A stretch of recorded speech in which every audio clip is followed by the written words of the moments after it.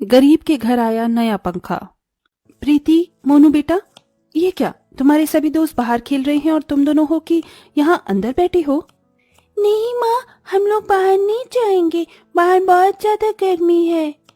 हमारे सभी दोस्त गर्मी में खेलने के बाद अपने घर चले जाते हैं। उनके घरों में एसी, कूलर, पंखा सब कुछ है, इसलिए उन्हें गर्मी से कोई परेशानी नहीं होती।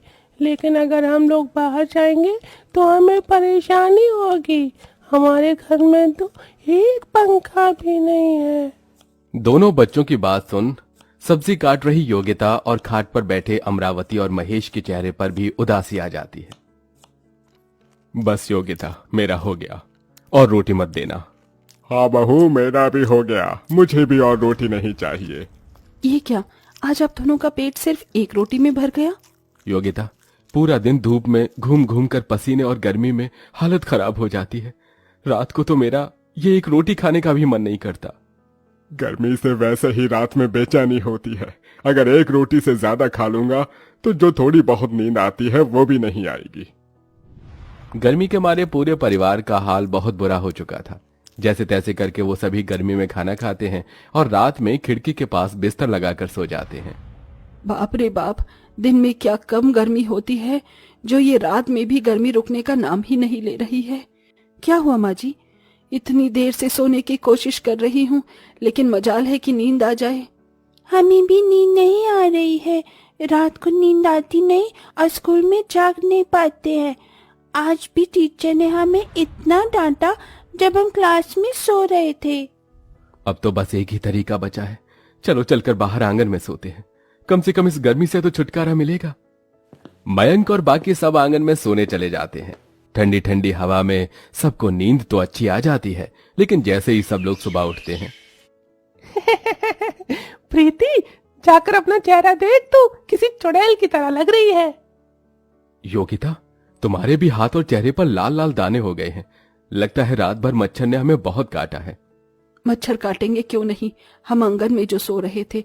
अगर हमारे घर में एक ढंग का पंखा होता तो हमें ऐसे रात भर आंगन में नहीं सोना पड़ता। मच्छरों की वजह से अब सभी को फिर से हर रात घर के अंदर ही गर्मी और पसीने से जूझ कर सोना पड़ता है। आरव, तेरे घर में तो बहुत ठंडी ठंडी हवा आ रही है। वो तो आएगी ही ना, मेरे घर में दो दो एसी जो हैं, और पता है ये वाला पंखा पापा परसों ही लेकर आए हैं। इसके अंदर तो लाइट भी जलती है। क्या सच में? काश हमारे घर में भी ऐसा ही पंखा होता।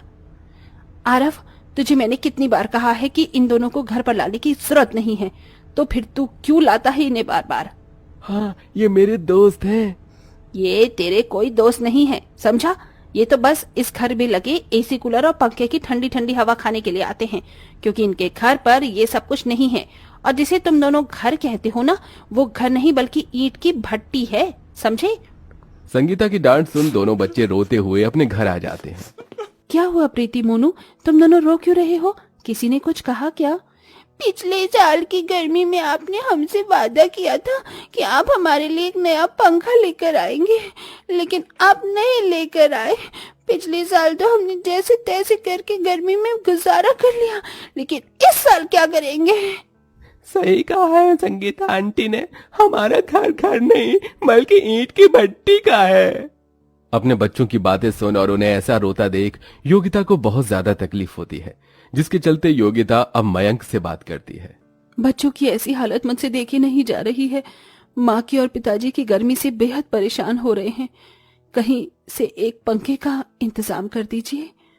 योगिता, मैं इसी कोशिश में लगा हुआ हूँ, लेकिन तुम तो जानती हो कि मेरा काम कैसा है। दिन भर धूप में फल बेचकर मैं ज्यादा कमाई नहीं कर पाता हूँ, और पंखे की कीमत के बारे में तो तुम जानती ही हो।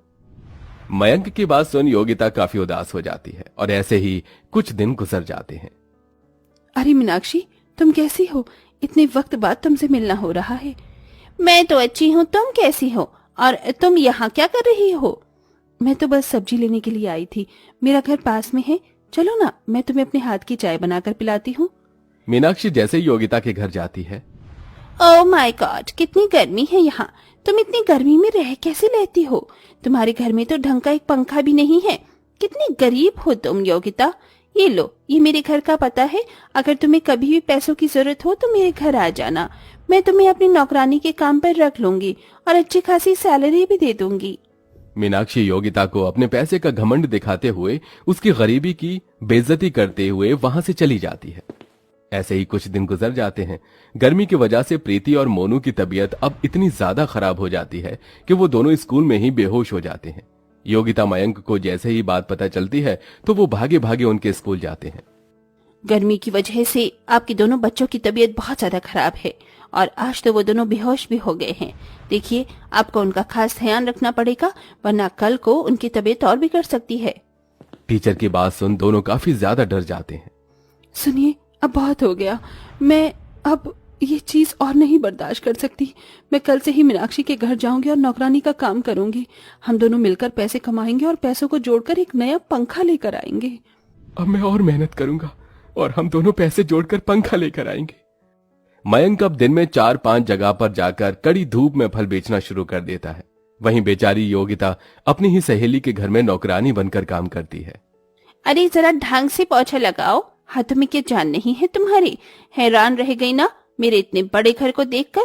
मेरे घर के हर एक कमरे में एसी, फैन सब कुछ है। तुम्हारे घर से बड़ा तो मेरा बाथरूम है।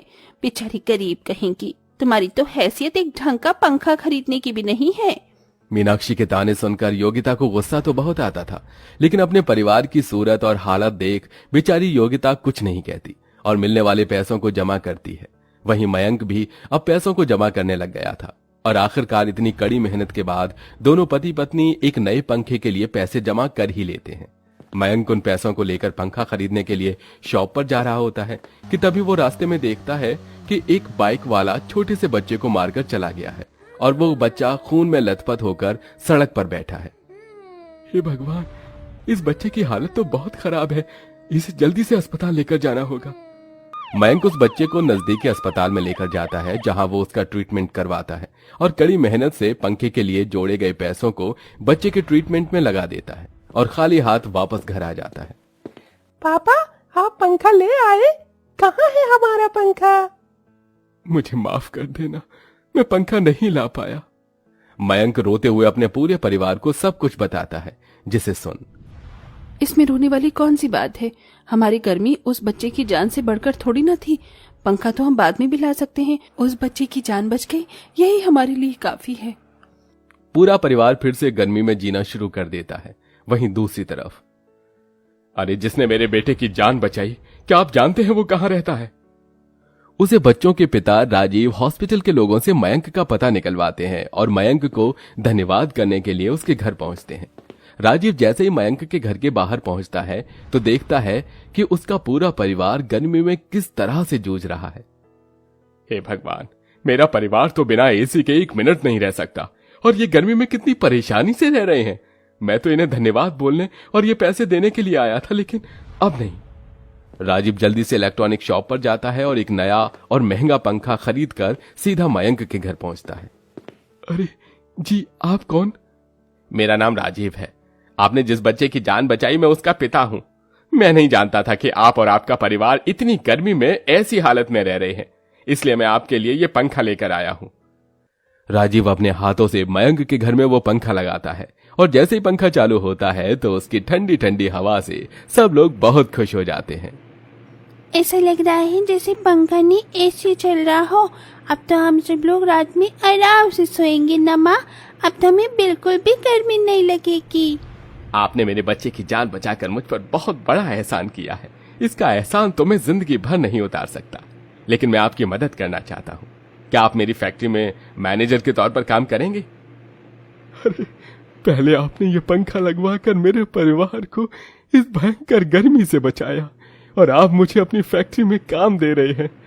न जाने भगवान किस किस रूप में आकर हमारी मदद करते हैं।